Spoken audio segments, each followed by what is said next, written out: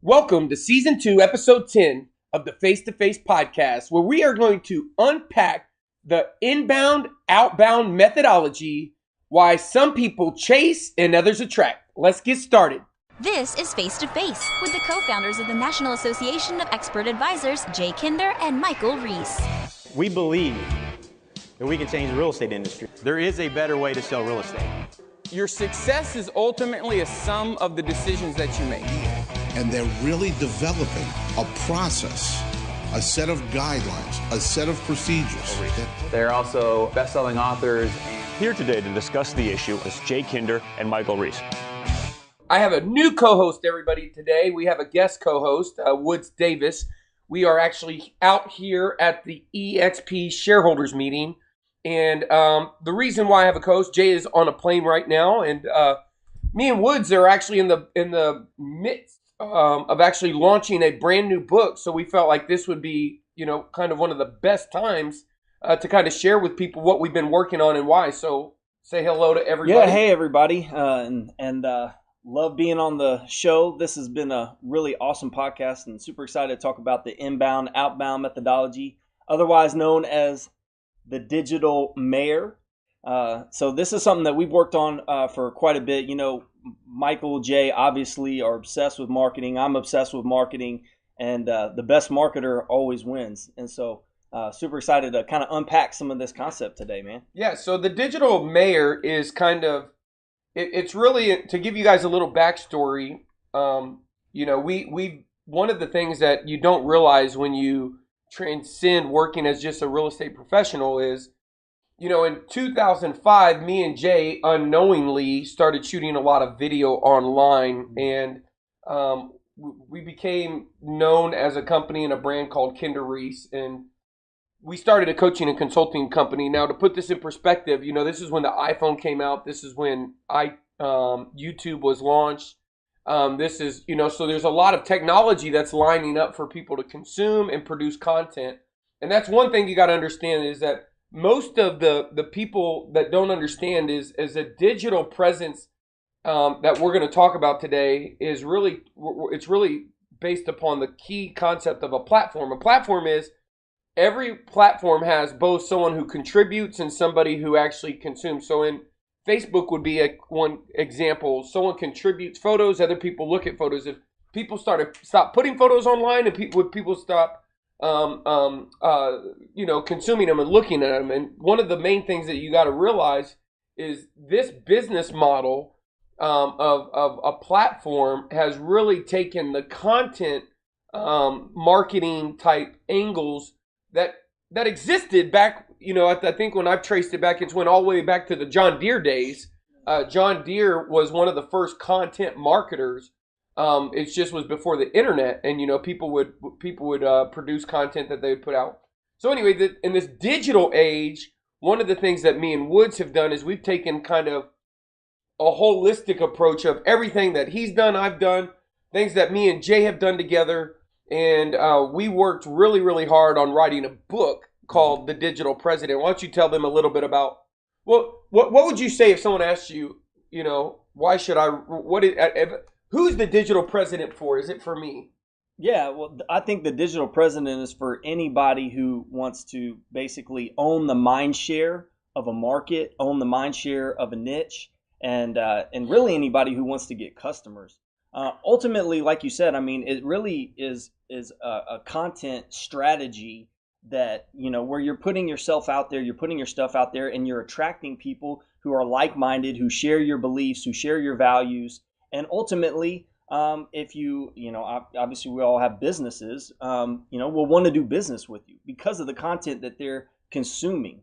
And, I don't know how many of you guys are listening to this podcast right now, right? You're consuming content, right? You're listening to this. You probably watched videos or binge watch videos. I don't know about you, but, for me, if I maybe find somebody that I follow or has a unique perspective or something that resonates with me, I'll go binge watch like all their YouTube videos. I'll listen to their podcasts. And the reality is that anybody can do this, and you can do this in a local market as a real estate agent. You can do it within a niche. If there's a specific niche that you're trying to target or that you work within, and really even just for a personal brand. I mean, when you start to get into the habit of producing content, publishing content, it's like publish or perish. And that, the challenge I think that a lot of people have is, I think they see stuff, they see you, they see Jay, and it's this thing we call omnipresence, right? Where you look like you're everywhere. It's like, man, every time I open up Facebook, Jay and Michael on a Facebook Live, or every time I'm getting a new email, or I'm getting a notification that a new podcast dropped, or this dropped, or a video dropped, and it's like, man, how does somebody do that, right? And people get caught up like, man, especially if they haven't started, it's like, how do I get to that point to where I'm everywhere and where my content is everywhere and people are tuning in and listening to me and following me? And what's crazy and I think what's awesome is this strategy where you really are like you're taking custody of people's mind share and a market. We started out talking about, man, this is like digital custody, right? Where you kind of take you take these people that are in a market or take people that are following you, and you assume the custody over these people, and you take care of them, and you give them the content, you help them, right? But it really evolved into this idea we framed out in Digital President of how you do all this, and we found one key thing, that if you do this one thing, it unlocks the rest of the strategy.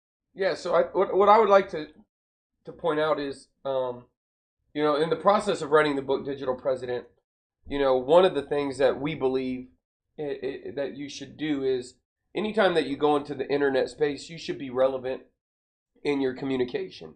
So we when we first did it, we had to decide who this book was for, and that's part of the strategy. And I'm gonna kind of give you some context here, because it was very enlightening when Jay Abraham offered to write the foreword on this book.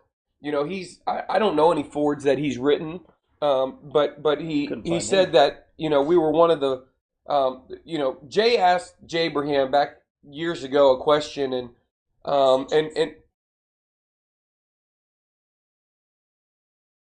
so Jay asked Jay Abraham a question, years ago, over a decade. And in the essence of answering the question, he actually said, man, I'm sorry, guys, I wasn't able to get to the book strategy today. And he laid out a strategy of producing a book. And you said publish or perish. And one thing I want to say here is, when I say, when you write a book, you write it for one person. And that's the framework of becoming the digital president is producing content for a target market. And when I said, who's it for? That was one thing we had to decide, which was, professional services, authors. One of the things that really motivated me is I wrote a few books. One was Miracle Morning for Real Estate Agents. One was Inside Sales Predictability. And then I wrote books where I just participated in a chapter. And all of them had served their own purpose. But I came to the conclusion that if you're going to actually write a book, you can do it for more above and beyond just the perceived value of who you are. You could actually deliver value. And so at the essence of becoming the digital president, at the core message, we had worked really hard on writing the book Inside Sales Predictability for a target market of real estate agents, learned a lot along the way. Most importantly, learned that most authors don't make money. And we generated a little bit over $800,000 in revenue as a result of just writing the Inside Sales Predictability. Me and you worked together, not only on the writing, but the graphics, the funnel, and stuff like that. And so I share that with you because during that process, what I know to be true in marketing, and this is where we're getting at, is that, our book is for anybody who needs to get a customer. It's for entrepreneurs, small business, authors, anybody. But I meet people who write books because they're passionate and they have no idea how they're going to sell them.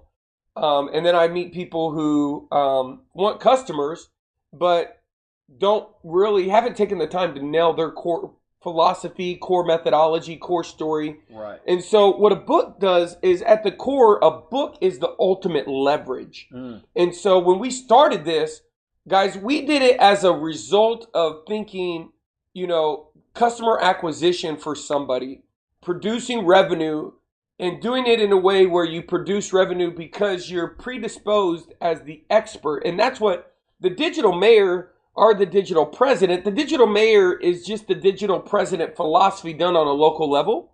And it's where you become the person who produces content on a local level for a target audience, i.e. a real estate agent would do it. And here's the difference.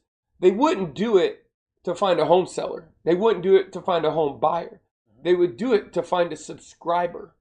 A subscriber would be a different essence. See, so many agents look at their database of leads as leads. But no, those are subscribers. Those are people who want to hear from you about the relevant content that's going on in the marketplace that is predisposing me to want to do business with you because you are demonstrating your expertise by creating value for me by producing content into the marketplace and publishing it, like you said, and putting it in so many different places that I see it, that I believe that all the problems that I could ever encounter in regards to the services you provide, that would be the solutions to those problems, that I know that if I'm going to call anybody, it's going to be you. And I know that's a lot to say, but me and you have done this. Jay has done this. We've done a lot. And when we're in the room with people that have spent hundreds of thousands of dollars a month, when you spend $100,000 of your own money in 1 month in marketing, you don't do it on a whim. No. You don't do it without an ROI. You don't do it as a guess. And it's not shallow. It has to be deep. It has to be deep. And so at the core, this was our way of taking a linear process and trying to educate somebody to change the mind that, you're not just going out there to get a customer or a listing or a buyer. You're trying to win a crowd. You're trying to build an audience. And that by actually winning the crowd or the audience in your marketplace, you actually win your freedom because people come to you. And so the cool thing is inside sales predictability, the distinction here was it was primarily an outbound strategy. And this is an inbound strategy, but the very essence in the outbound strategy that created the nurture was part of the root cause for us to then go not only produce the inbound methodology and really do what we would refer to as the deep work, but then to execute that. And I think that's important for people to understand. Yeah, I think you mentioned something that was really cool there, and I think it's a really a good distinction for people to unpack. The difference between leads and subscribers. Like if you can make that mindset shift in your business, that you're not just generating leads, because leads are kind of seem like a disposable thing where it's almost like a one and done type of mentality. Like we generate a lot of leads, so it's like we're throwing a bunch of stuff against the wall and seeing what sticks and getting clients out of those leads, right? But when you think about this and your strategy is all around producing a subscriber, it forces you to change the way that you think. You know that the value of your database is elastic to your communication with that database, right? And that value is decaying over time, or it can actually be increasing. When you introduce this type of strategy, when you become the digital president or you become the digital mayor for a niche or for a local market, your subscriber value increases with the amount of content that your people consume. So one of the things that leads to conversion is consumption. It builds trust with people over time. The more time that they spend with you, their trust goes up. And so, I think, again, going back to the challenges that a lot of people have is like, well, what content do you produce? How do you produce relevant content? How do you put it all out there? And when you were talking about, the strategy that we uncovered of writing the book, it really does give you every single thing you need. If you go through the process of writing a book, it forces you to, in a very linear way, define all of your content, almost all the content that you would probably be able to publish and use and put out to your database, put out to your subscribers.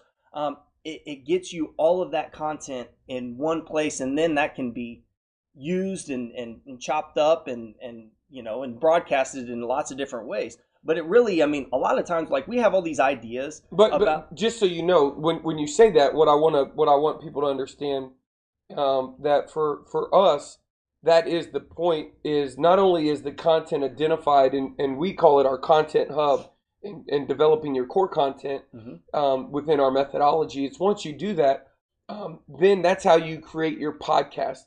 One of the things that I want to tell every real estate agent out there that you should have a podcast. If 100%. You don't have one, and you don't know what to do, you can go to digitalpresident.com, and we have a little podcast type, it's digitalpresident.com, /podcast. And there's a free resource there that you can download. I believe that every agent on the planet should have a podcast today and into the future. Now, what do you talk about on the podcast? What is your voice? Who are you? What's your positioning? What's your target audience? What's the problems? What's the solutions? Those types of things. A podcast is you're listening to this now, so it's already proven. Right. So we're not guessing if podcast works. And if you were really smart, you'll probably go out and buy the book. And then when you buy the book, you'll see the common denominators. Then you'll probably go on to online, and because the first chapter of the book talks about Life by Strategy, and you'll probably go and join the Life by Strategy Facebook group. And then from there, and what you see is you'll start seeing people on Facebook and Google, and you'll probably start getting really awesome emails about great ways to build a business, a better way to build a business that works harder for you than you do for it, by creating assets. And you'll probably download an ebook on how to build golden bricks. Golden bricks are your content that you lay out there that serve you forever, right? And I'm just walking you through that mental gymnastics because that's how it should be for you. You should have a book that in the past I would say would, and this is only because I don't know what I didn't know, but it would be so that you were perceived as an author. In the very word of author is the word author, I-T-Y, yeah. So in authority. And so being an author gives you authority in the marketplace on a subject. And I believe that with one book and one funnel, any real estate agent can dominate any market in the country, because the very act in writing the book gives you every YouTube post, every blog post, every podcast topic, everything you need in order to create value in the marketplace with somebody that will not only do business with you today, but will refer your friends, because you will give them the handles to the luggage. Not only will you give them all the content around the problems, you'll give them all the content around the solutions, you'll give them all the case studies, you'll give them all the demonstration. All of that will be done and produced as a result of you laying out your table of contents. Yeah, absolutely. It's such a cool thing to do, and we kind of defined this process and broke it down into a couple of sections. And number one is, you first of all, you have a story, right? You have a story of how you come to believe what you believe, do what you do, and we call that your core story.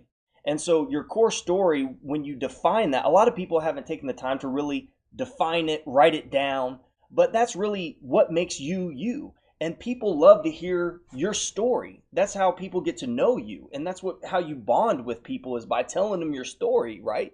And so when you have that core story, you've actually mapped that out, then that becomes something that you can use again and again in all of your places, and what people will really latch on to get to know you.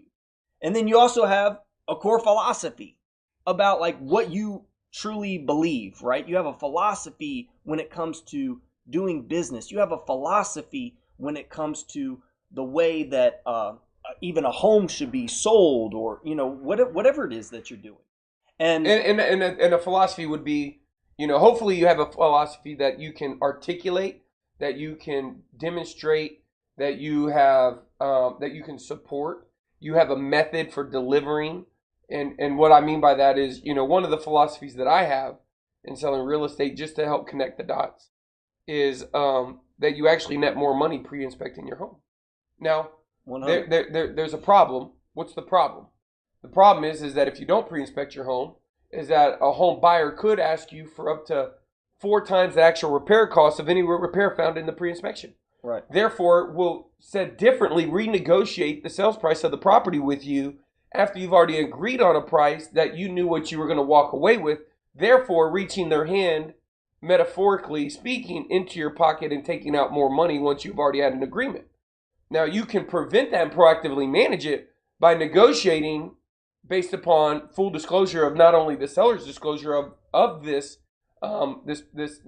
pre-inspection that could be done. And so the market research shows, or you have a client that could back up that, hey, listen, when I sold my home, I didn't have any things that were asked to be repaired because we had a copy of the pre-inspection right there. They knew the furnace was 9 years old and needed XYZ. So when we negotiated the sales price, we negotiated it at that point. Right. Once. Yeah. And that's a philosophy example. Yeah. The only thing that I always try to do on face to face is I try to bring it down to the principles. Right. And so writing the book Digital President, if knowing what you know now, what would you have done differently? What would I have done differently? Number one, I would have started a lot sooner.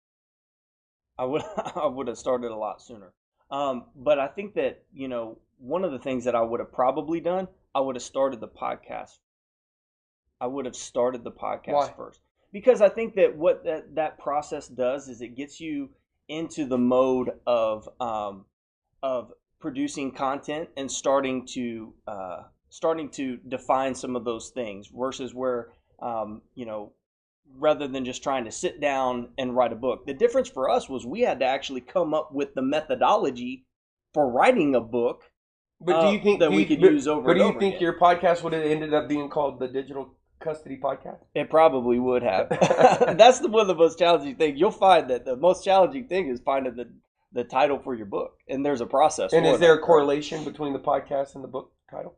Absolutely. How do you pick a book title or a podcast title? So, first of all, if someone was asking you, hey, I want a lot, just so you know, when we wrote this book, the very first thing that I did was I worked with a gal who works with the top 1% financial advisors in the country. Yep. And every time I work with somebody now, I say, start the podcast first.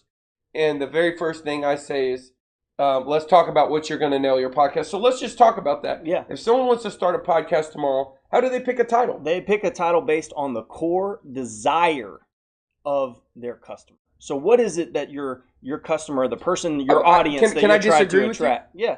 So here's why. Actually, I'm going to validate you.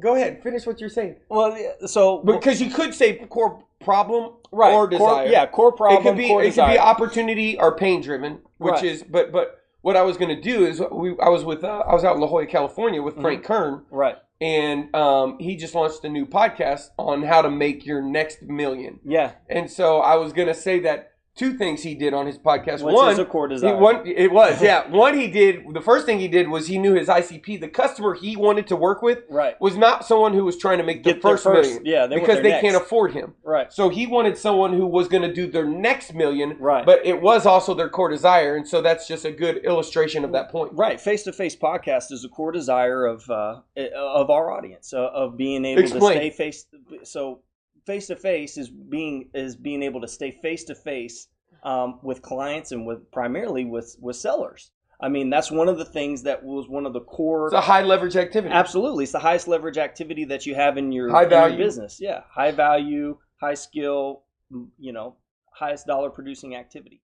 So, so we knew that was a core desire of our audience, and that's why we chose face to face, right? And so if you think about what you're, and again, when you bring up a good point though, as far as like identifying the problem, because you can't identify the desire without really tackling, well, what's the problem in the industry? And then what is the desire for those people to overcome that problem, right? And so, you bring up a good point, how to make your next million, right? Well, there's a problem with most of those people. Their problem is probably getting customers, right? Generating revenue.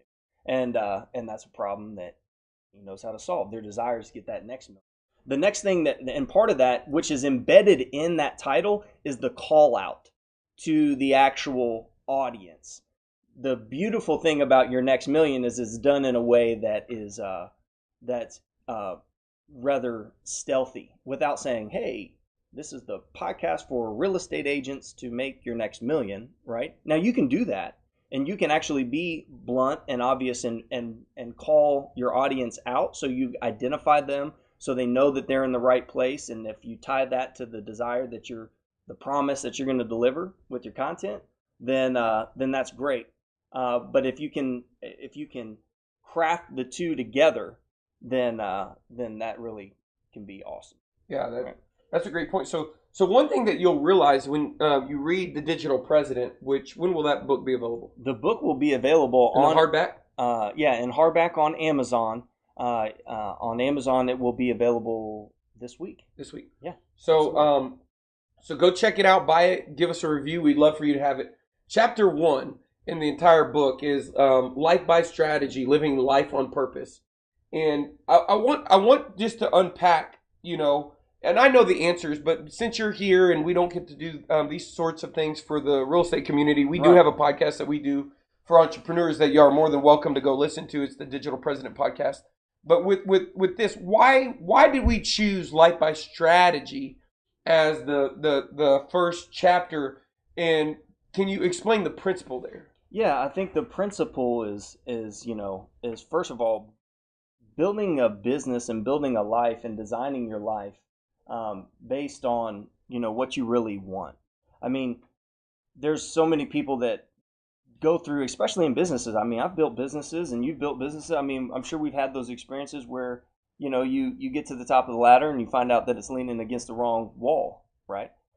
So the first thing is to get really clear on what you want out of your life. Get really clear on your purpose. But I get that. Right. But why did we choose that as the first chapter? The reason why we chose that as the first chapter is because our audience and the people that we wrote this book for have that same desire to have a lifestyle and have freedom in their business and be able to live their life by strategy, just like the way that the things that we want. So what that did right up front is it aligns them to that core philosophy. I mean, that was a core philosophy and a core belief that we have is like, hey, look, business doesn't have to be hard. It doesn't have to be. So it's a call out to the audience. Absolutely. And what I think you mean by that is that when someone reads that book, they say, dang, this is for me. Right. Yeah. Yeah, absolutely. This is what I want. Right. This is what I want out of my life. And you can go a level deeper. I mean, it's not always just the tactical thing of what it delivers. So let me ask you this then, because as the co-founder of downpayment.org, which is an amazing business, and a separate topic for a discussion. If you were going to execute the Digital Mayor, would you write multiple books? I can answer what I would do. I'm asking you.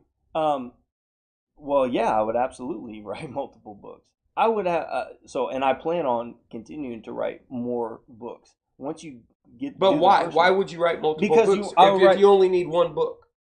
Because I would want a book for every niche and every market that I'm trying to dominate. Okay, period. And so the niche and an angle, unpack that. Yeah. So as a marketer, I know that's where the brilliance is, and so what people got to understand is one of the top. Number one, highest, most important things that we do as marketers. And here's the thing.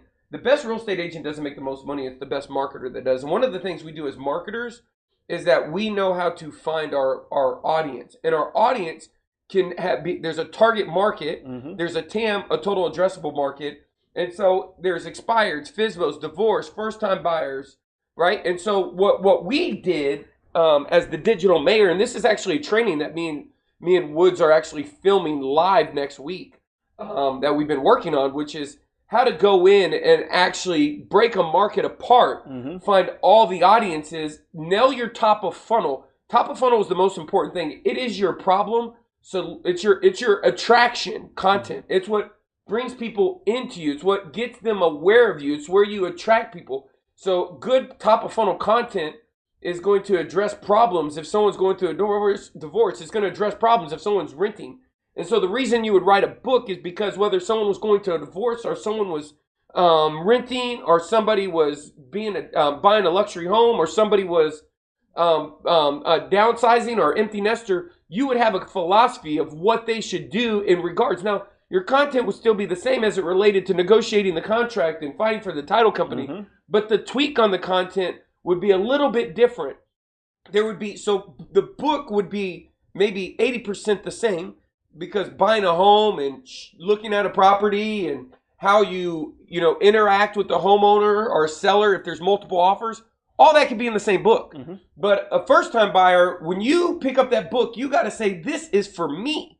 You have to read the title and say, this is for me. And so if you can take your content and splinter your content out, and then you can go in and target a market based upon your content in a way where you have the most important thing in marketing, which is a headline, right? Where you have a headline that calls to them in their Facebook feed or on the right side of their Google AdWords, the Google search, or when they're looking, the keywords that they would look at on YouTube. And the book says, man, this is how to do X given Y or whatever. That's the point. How to buy a home with zero down without using my VA benefit, right? Like that would be an angle for a military person, right?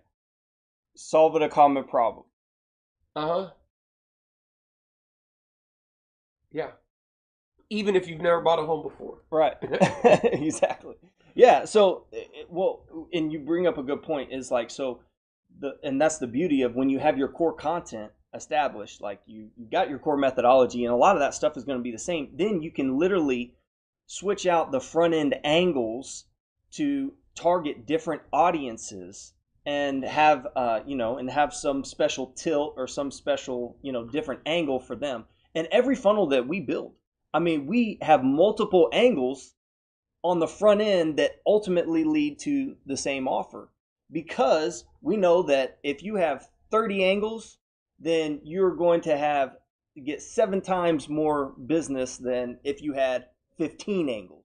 Said differently, I mean, the more angles that you have at your top of funnel, then the more opportunity that you're going to create, and the proportion of clients that you get is way higher than the number of angles that you put out. And so it's like a calling card. When you have all of these different pieces out, I mean, your people will be blown away in knowing that, man, I'm in the right place. I'm with the right person.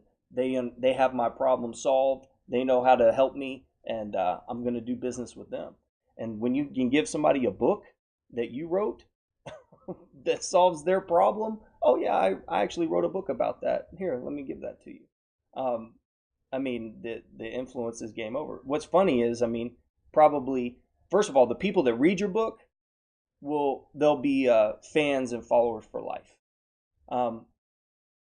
Probably there'll be a large proportion of people that don't read your book that you'll still be able to, have that influence on them. But they probably will become a subscriber, and they will tune in to your content, and that's the game. So going back to, you said you start with podcasts. We got the title. One thing that I think they can go to digitalpresident.com/podcast, download a free resource guide. I do know that we're going to be doing that episode on how to launch a podcast. So if it's up, it might be up by the time you listen to this. It may not be. One thing that I want to make sure, just kind of driving this home, is the main thing is that what Woods was saying, and I think you need to take away from today's podcast, is that your goal is building a database and communicating with that database. If you do that correctly, your database will be valuable. You have past clients, you got current clients, you have active listings, you have people who are selling now and people who are not selling now. If you want to build a business, which is why we wrote Inside Sales Predictability, there was a play in the words. It wasn't just inside sales agents, it was inside sales. If you go into inside of sales, like inside anything, inside the Pentagon, right? Like inside sales. And if you want to have predictability, then you have to have a content machine. You can't just leverage. And I think what the book and Inside Sales Predictability is, it gets people on the path of creating and building the database of nurturers. But the actual act of nurturing the people is where the real brilliance comes in. If you're just building nurturers for your real estate business and trying to find people that, and you subscribe to Circle Prospecting and Open House and all that, what I would want you to do is realize that a little change in your thinking can mean something completely different. And I'll tell you as it relates to your kids. Having your kids two children race across the pool builds a totally different dynamic between two brothers or siblings than having two children relay across the pool to try to do something in under a minute. I did the race, and I was building very competitive kids. I learned from a mentor to change that distinction and do the relay and call and refer to my kids as the Reese team and call my son champ and stuff like that. That's awesome. The reason I say that is that a distinction in your business is, you might be thinking, I need a lead, I need a closing. No, you need a database. You need a database. Go read the book, Hug Your Customer, after you read Digital President. Jack Mitchell is the author. You need a database, and you need a way to communicate to that database, and you need content. And we believe that your the value of your business is elastic to your communication strategy, to your database, your past clients, client referral efficiency ratio, the people who know, like, and trust you. You can segment your database. But all of that is at the end of the day the core process of your business. And so you want to be if you want to build a business that where you wake up, and this has been my reality for a long time, and especially when I was still selling, was I didn't have the problem of making the phone calls. I had the problem of trying to always find a piece of paper and a pen to write it down somewhere, and then making sure I didn't lose the piece of paper, right? I mean, because I didn't have a great app that I would now today. So I didn't have a way to, and I had pieces of paper everywhere, and I would have this constant anxiety making sure, did I call Bobby Britton back, and did Shelly, and then I could get them on the phone, and they could say, you know what, Mike, we decided not to move. But the real thing that I'm telling people today is, what is your 30-day content strategy, 90-day, 12-month content strategy for somebody? What is your content strategy if someone says they want to move this year? What is your content strategy for someone says they're moving next year? And what's your content strategy for someone who just bought? Right. Just closed. And do you even know the difference between? Do you have those people segmented? Yeah. Properly. Absolutely. Well, this has been a great podcast, I believe. We weren't going to try to solve the world's problems today. We wanted to give you an introduction or orientation to, the Digital President. It was great working on that project with you. I'm glad. We're working on a new project right now that we plan on having done in June that was part of that book, and we'll be sharing that with the world soon. And so I'm glad you jumped on today. And, thanks for having me, man, and definitely, appreciate you. Appreciate all that you guys are doing. You guys are crushing it, and always providing the best content. State. Absolutely. So if you didn't get the book, go get it. DigitalPresident.com. You can get it on Amazon. Tune into us so we can teach you how to become the digital mayor. Be looking for our training that's going to be released. We'll probably throw it on the Face to Face Podcast website, which is face-to-facepodcast.com. You can watch some of the videos that get uploaded there. We don't always record all of our podcasts, but when we do, we put them there. And anyway, that's where you can stay plugged in and get access to all the free resources. So like we say, we will either see you at the top or from the top.